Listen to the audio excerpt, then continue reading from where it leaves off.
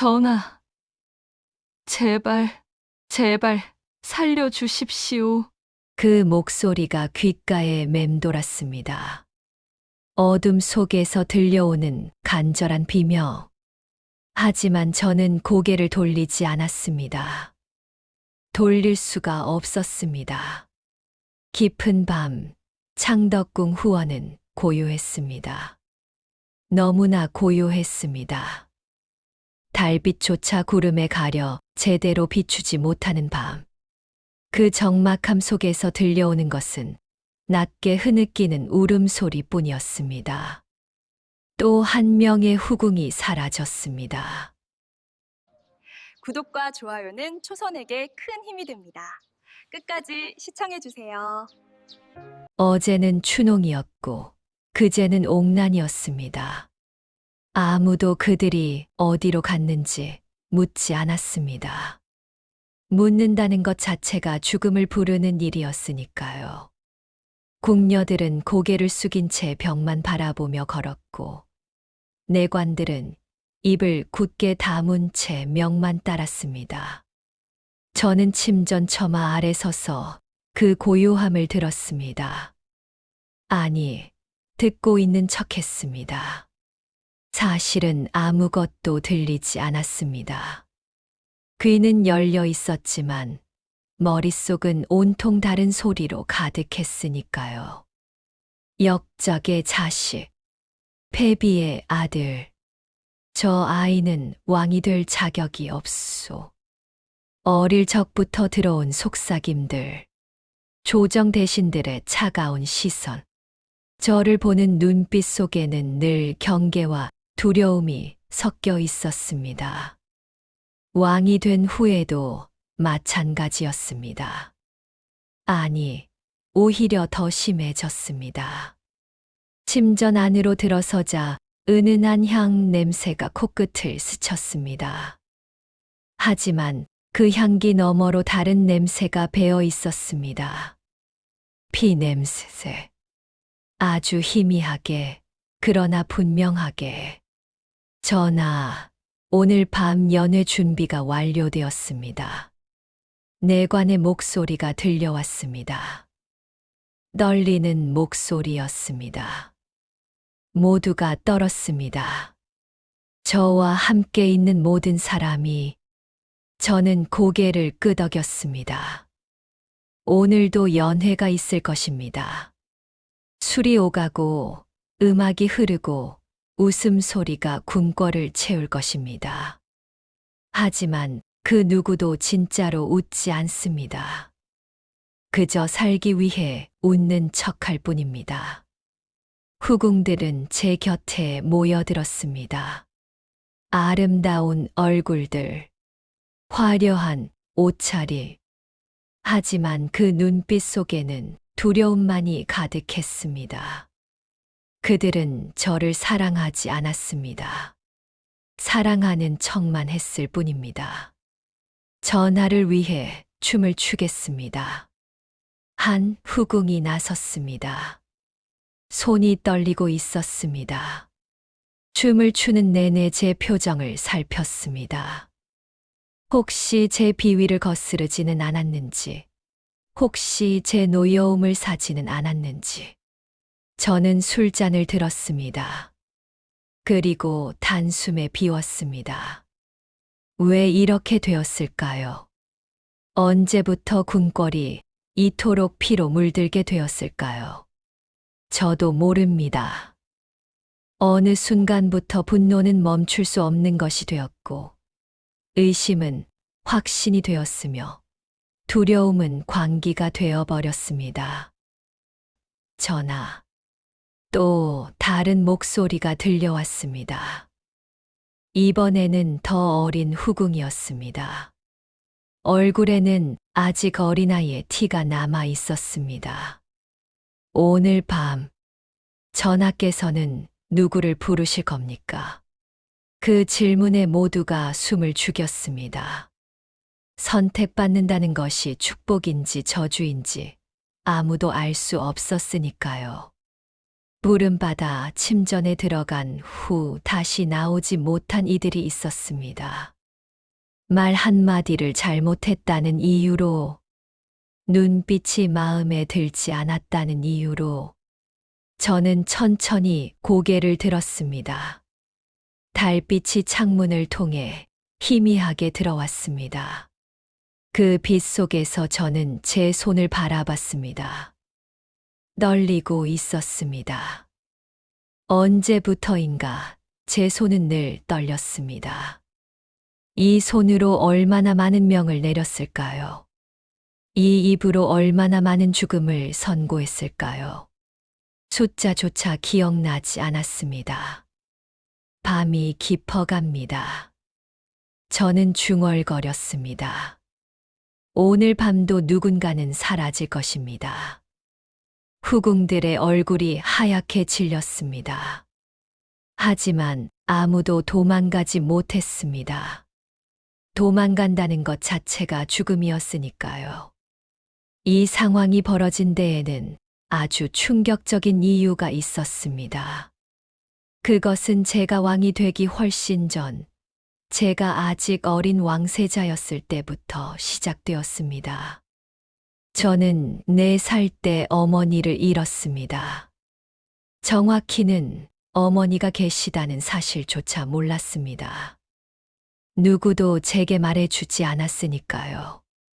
세자저하 대전마마께서 부르십니다. 어린 저는 아버지의 전각으로 향했습니다. 성종, 조선의 9번째 왕이신 저희 아버지. 그분은 언제나 조용하고 침착한 분이셨습니다. 하지만 그날따라 표정이 어두웠습니다. 아바마마. 저는 공손히 절을 올렸습니다. 아버지는 한참을 저를 내려다보시다가 입을 여셨습니다. 내 어미는 이제 없다. 그 말의 의미를 이해하는데 오래 걸렸습니다. 어미가 없다니. 저는 분명 왕비의 아들이었는데, 중전마마의 아들이었는데, 이제 다시는 그 이름을 입에 담지 마라. 아버지의 목소리는 단호했습니다. 그리고 그 뒤로 궁궐 안 어디에서도 어머니에 대한 이야기는 사라졌습니다. 마치 처음부터 존재하지 않았던 사람처럼. 저는 그렇게 자랐습니다. 어머니 없이. 아니, 어머니가 있었다는 사실조차 모른 채. 하지만 사람들의 시선은 달랐습니다. 저 아이가 폐비에. 쉿. 들리면 큰일 나. 궁녀들이 속삭이는 소리를 들었을 때가 있었습니다. 폐비. 그게 무슨 뜻인지도 몰랐습니다. 하지만 그 단어가 저와 관련이 있다는 것만은 알 수 있었습니다. 10살이 되었을 때 저는 더 많은 것을 알게 되었습니다. 궁궐 도서관에서 우연히 오래된 기록을 발견했습니다. 거기에는 폐비 윤 씨에 대한 기록이 있었습니다. 제 어머니였습니다. 윤 씨, 투기와 질투로 인해 폐위되어 사약을 받았다. 그 짧은 문장을 읽는데 한참이 걸렸습니다. 손이 떨렸습니다. 어머니가 사약을 받았다는 것. 그것도 제가 4살 때. 누가 그렇게 했을까요? 누가 어머니를 죽였을까요? 저는 더 깊이 파고들었습니다. 밤마다 몰래 기록을 뒤졌습니다. 그리고 알게 되었습니다. 어머니를 폐위시키고 죽음으로 몰아간 사람들의 이름을 영의정 윤필사, 좌의정 이급배, 우의정 노사실, 그리고 그 뒤에는 수많은 대신들이 있었습니다. 모두가 어머니의 죽음에 찬성했습니다. 아무도 반대하지 않았습니다. 폐비 윤 씨는 투기가 심하여 왕실의 평안을 해쳤사옵니다. 그들은 그렇게 말했습니다. 하지만 진실은 달랐습니다. 어머니는 죄가 없었습니다. 단지 후궁이었던 윤 씨를 질투했다는 이유로 왕의 총애를 잃었다는 이유로 목숨을 잃었습니다.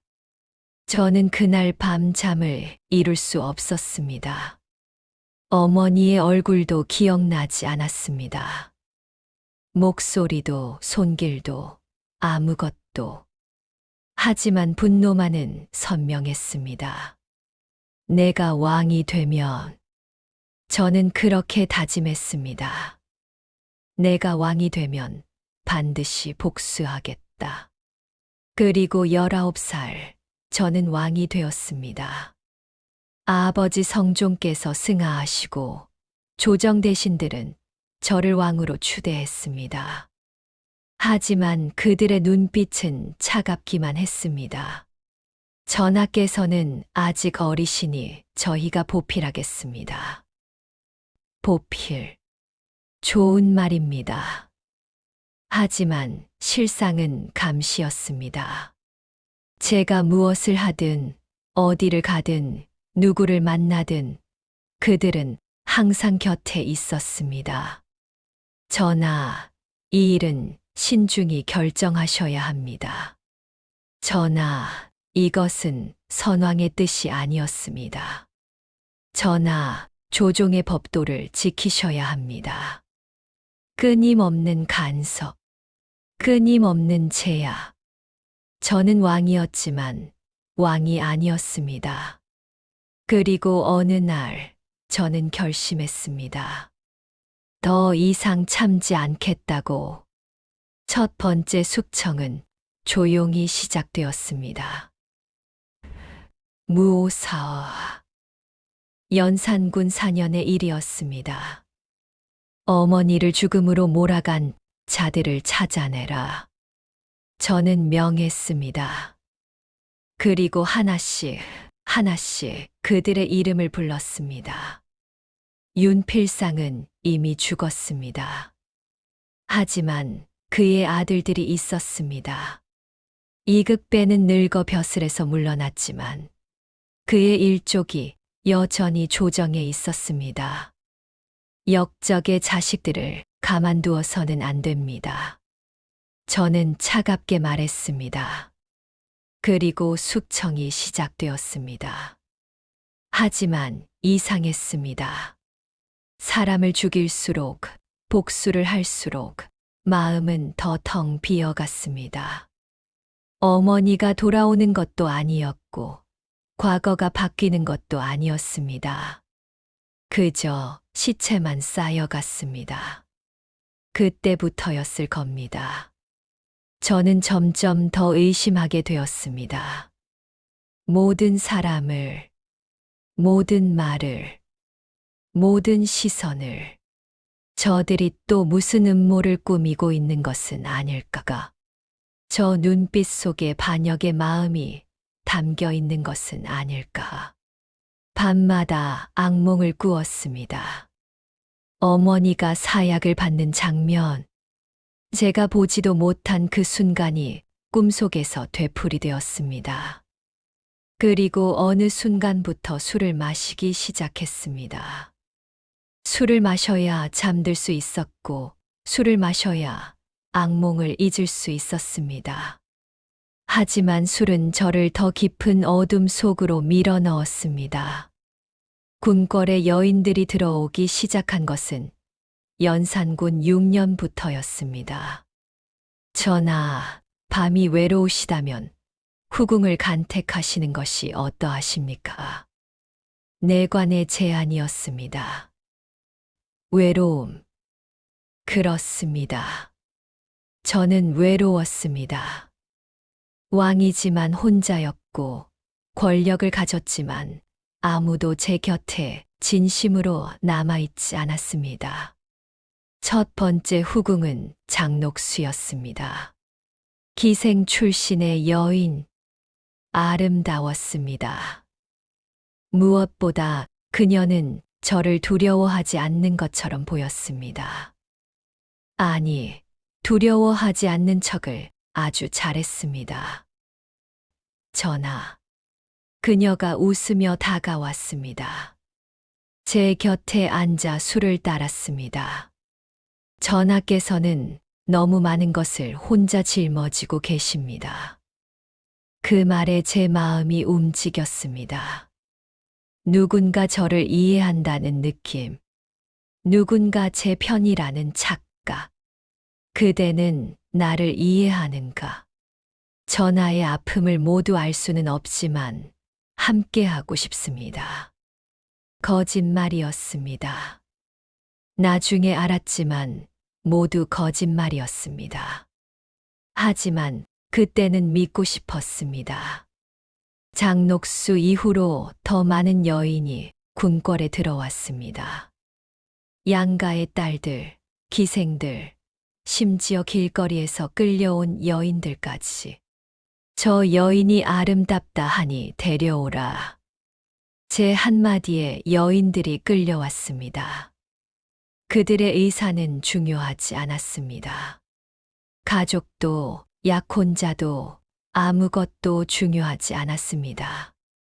궁궐은 점점 여인들로 가득 찼습니다. 하지만 이상하게도 저는 더 외로웠습니다. 밤의 연회가 시작되었습니다.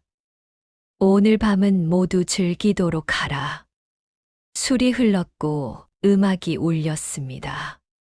후궁들은 춤을 췄고 기생들은 노래를 불렀습니다. 저는 그 한가운데 앉아 술잔을 기울였습니다. 하지만 웃음소리 속에서도 두려움이 느껴졌습니다. 모두가 저를 두려워했습니다. 춤추는 여인들의 손이 떨렸고 노래하는 기생들의 목소리가 흔들렸습니다. 더 크게 웃어라. 저는 소리쳤습니다. 즐거운 척이 아니라 진짜로 즐거워하라. 하지만 불가능한 명령이었습니다. 주르금이 코앞에 있는데 어떻게 즐거울 수 있겠습니까? 어느 날 밤, 한 후궁이 실수를 했습니다. 술을 따르다가 제 옷에 엎질렀습니다. 전하, 죄송합니다. 전하, 제발. 그녀는 바닥에 엎드려 용서를 빌었습니다. 손이 떨리고 있었습니다. 얼굴이 새하얗게 질렸습니다. 저는 그녀를 내려다봤습니다. 그리고 문득 생각했습니다. 이 여인은 저를 사랑하지 않는다. 그저 두려워할 뿐이다. 끌어내라. 제 명령에 내관들이 그녀를 끌고 나갔습니다. 그녀의 비명이 밤 공기를 가득 메웠습니다. 하지만 아무도 움직이지 않았습니다. 다음 날 그녀는 보이지 않았습니다. 아무도 묻지 않았습니다. 이런 일이 반복되었습니다. 말 한마디를 잘못해도, 눈빛이 마음에 들지 않아도, 웃음소리가 거슬려도 이유는 중요하지 않았습니다. 제 기분 하나로 생사가 갈렸습니다. 전하, 이러시면 안 됩니다. 대신 하나가 가난했습니다. 용감한 사람이었습니다. 어쩌면 어리석은 사람이었습니다. 궁중의 여인들이 너무 많습니다. 백성들의 원성이 높아지고 있사옵니다. 저는 천천히 고개를 돌렸습니다. 백성들의 원성이라 했는가? 그렇사옵니다. 전하. 경은 백성들 편인가? 과인 편인가?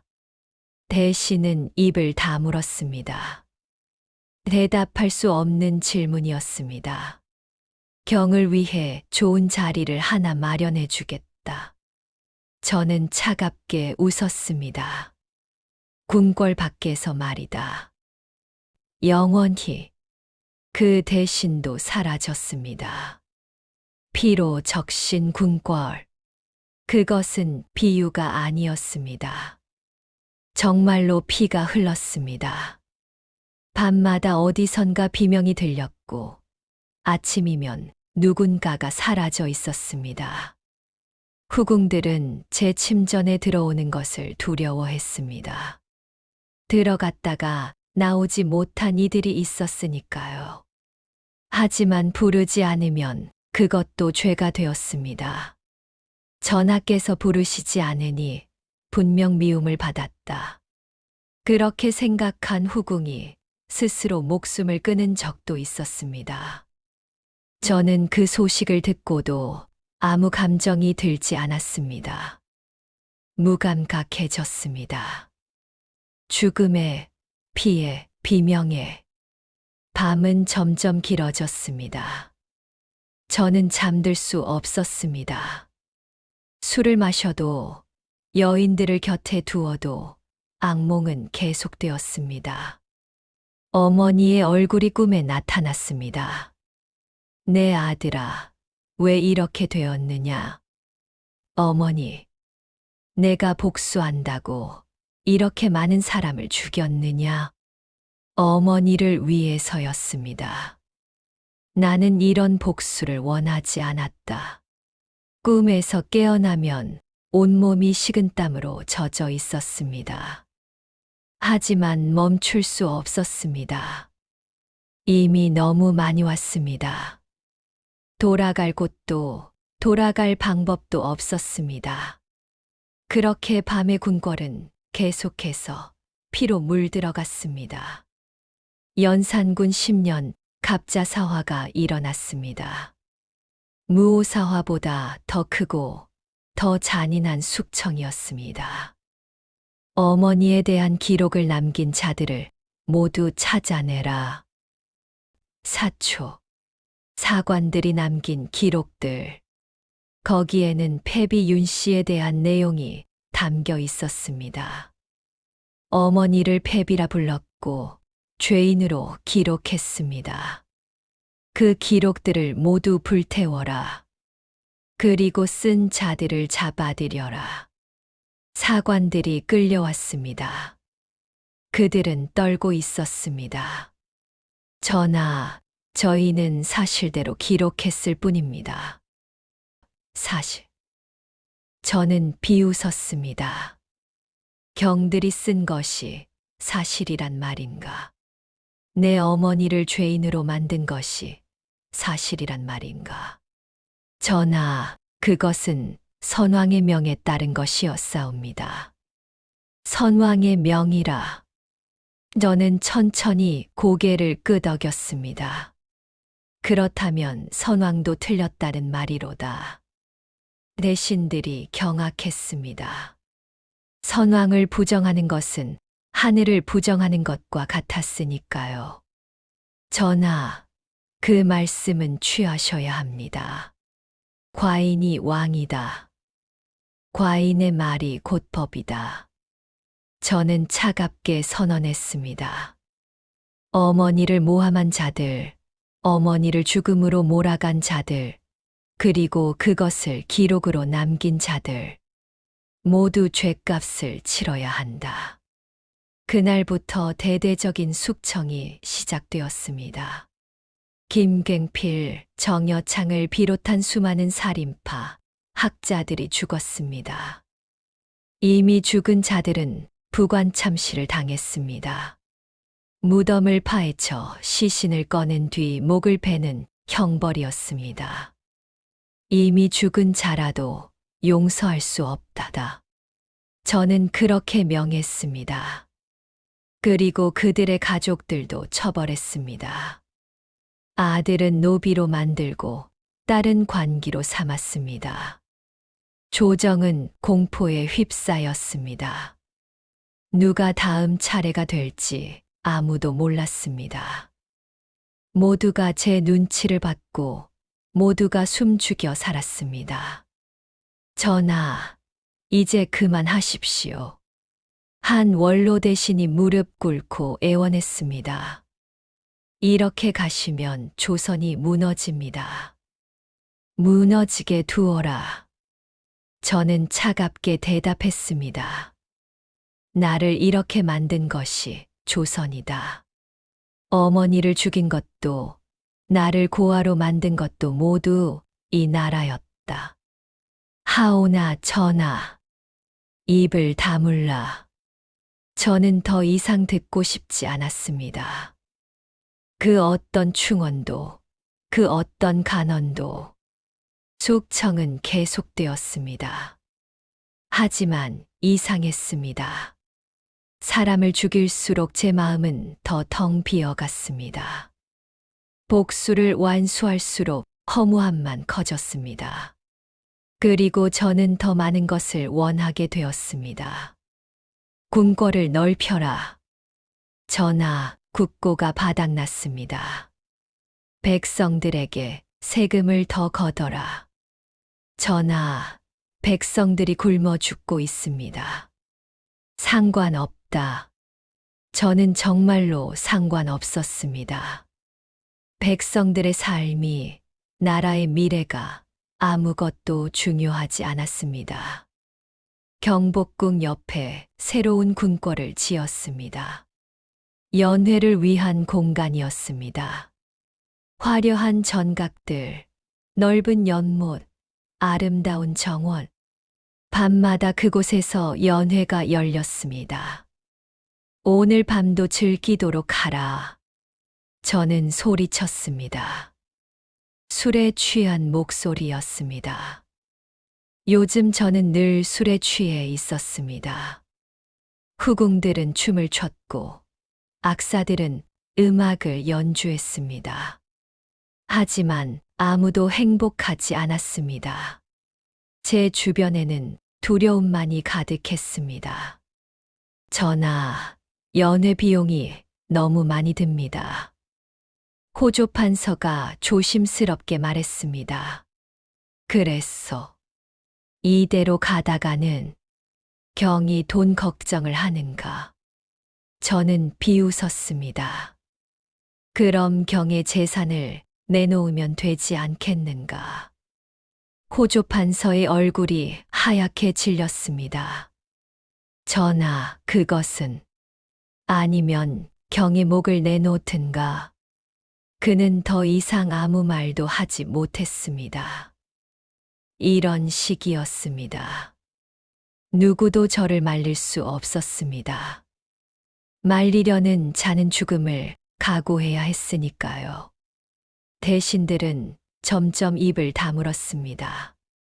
조정회의는 형식만 남았습니다.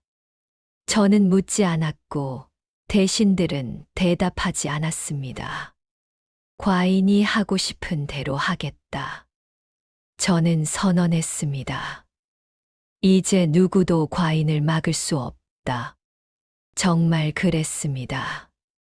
저를 막을 사람은 아무도 없었습니다. 하지만 외로웠습니다. 권력의 정점에 서 있었지만 그 어느 때보다 외로웠습니다.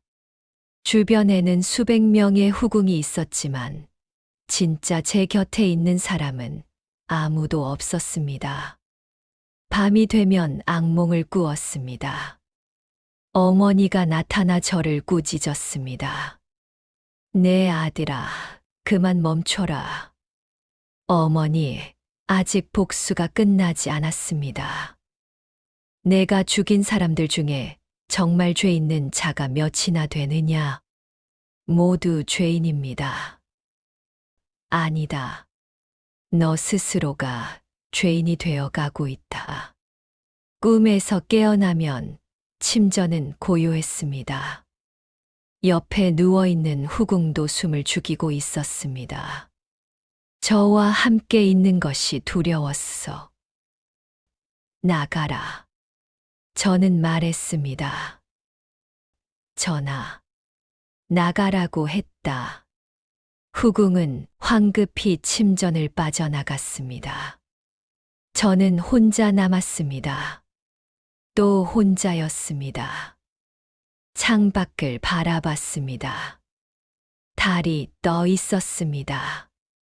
차가운 달빛이 궁궐을 비추고 있었습니다. 이게 내가 원하던 것이었나? 저는 중얼거렸습니다. 이렇게 모든 것을 가졌는데 왜 이렇게 텅 빈 느낌일까? 대답은 없었습니다. 정막만이 있을 뿐이었습니다. 연산군 12년, 조선은 혼란에 빠져 있었습니다. 백성들은 굶주렸고 관리들은 부패했으며 나라의 기강은 무너졌습니다.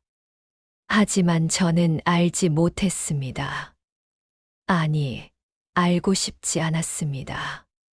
전하, 지방에서 밀란의 조짐이 보입니다. 진압하라.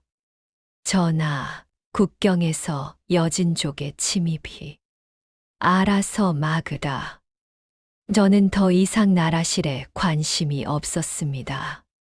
오직 제 분노를 풀고 제 고통을 잊는 것에만 집중했습니다. 그리고 그것은 곧 파멸로 이어졌습니다. 어느 날 밤, 평소처럼 연회가 열렸습니다. 술이 흐르고 음악이 울렸습니다. 저는 취기에 젖어 후궁들을 바라봤습니다.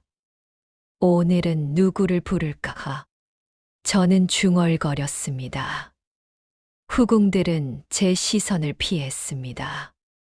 선택받는 것이 두려웠어. 그때였습니다. 밖에서 소란스러운 소리가 들려왔습니다. 무슨 일이냐?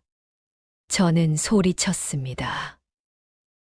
전하, 내관이 급히 들어왔습니다. 얼굴이 새하얗게 질려 있었습니다. 전하, 반정군이 궁궐로 들어오고 있습니다. 그 순간 저는 모든 것을 이해했습니다. 끝이 왔습니다. 중종반정. 연산군 12년 9월 2일 새벽이었습니다. 박원종, 성희안, 유순정을 비롯한 대신들이 군사를 이끌고 궁궐로 들어왔습니다. 저를 폐위시키기 위해서였습니다. 전하, 피하셔야 합니다. 내관들이 외쳤습니다. 하지만 저는 움직이지 않았습니다. 피할 곳이 어디 있겠습니까? 이미 모든 것이 끝났습니다. 반정군은 순식간에 궁궐을 장악했습니다. 저를 지키려는 자는 아무도 없었습니다. 후궁들은 이미 도망갔고 내관들은 숨었으며 군사들은 항복했습니다. 연산군을 잡아라. 그 외침이 들려왔습니다. 연산군. 이제 저는 더 이상 전하가 아니었습니다. 그저 폐위된 왕, 연산군일 뿐이었습니다. 저는 침전에 앉아 있었습니다. 떨리지도 않았습니다. 오히려 마음이 평온했습니다. 드디어 끝나는구나. 문이 열렸습니다. 박원종이 들어왔습니다. 저와 눈이 마주쳤습니다. 연산군. 그는 저를 그렇게 불렀습니다. 전하도 아니고 대전도 아니었습니다. 왕위를 내놓으시오. 저는 천천히 고개를 끄덕였습니다. 좋다. 가져가라. 무슨 가져가라고 했다. 저는 소리쳤습니다.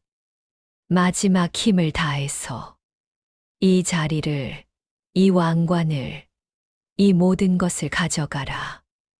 나는 이제 지쳤다. 정말이었습니다. 저는 지쳐 있었습니다. 분노도 복수도 권력도 모든 것에 지쳐 있었습니다. 강화도로 유배를 보낼 것이오. 박원종이 말했습니다. 그곳에서 여생을 보내시오. 강화도 섬이었습니다. 궁궐에서 멀리 떨어진 아무도 없는 곳. 좋다. 저는 담담하게 대답했습니다. 어차피 여기도 거기도 다를 것이 없다. 혼자인 것은 마찬가지니까. 그렇게 저는 궁궐을 떠났습니다. 12년간 피로 적신 그 궁궐을, 수많은 사람이 죽어간 그 궁궐을, 제 모든 분노와 광기가 휘몰아쳤던 그 궁궐을 마지막으로 뒤돌아봤습니다. 궁궐은 고요했습니다. 너무나 고요했습니다. 마치 아무 일도 없었던 것처럼. 하지만 저는 알고 있었습니다. 저 처마 밑에서, 저 전각 뒤에서, 저 후원 깊은 곳에서 얼마나 많은 피가 흘렀는지를. 강화도로 가는 길은 멀었습니다. 수레 안에 앉아 창밖을 바라봤습니다. 백성들이 보였습니다. 저를 보고도 고개를 숙이지 않았습니다. 당연했습니다. 저는 더 이상 왕이 아니었으니까요. 어떤 이는 침을 뱉었습니다. 저 폭군이, 저자 때문에 얼마나 많은 사람이 죽었는지. 저는 아무 말도 하지 않았습니다. 그들의 말이 틀리지 않았으니까요. 강화도에 도착했습니다. 작은 초가집이었습니다. 궁궐과는 비교도 할 수 없이 초라한 곳. 하지만 저는 불평하지 않았습니다. 여기서 지내시오. 호송을 맡은 관리가 말했습니다. 매일 음식을 가져다 줄 것이오. 저는 고개를 끄덕였습니다. 그리고 그들은 떠났습니다. 혼자 남았습니다. 정말로 혼자였습니다. 후궁도 내관도 아무도 없었습니다. 하지만 이상하게도 외롭지 않았습니다. 궁궐에 있을 때보다 오히려 마음이 편했습니다. 밤이 되었습니다. 창밖으로 달이 떠올랐습니다. 같은 달이었습니다. 궁궐에서 보던 그 달과 똑같은. 하지만 느낌은 달랐습니다. 궁궐의 달은 차가웠습니다.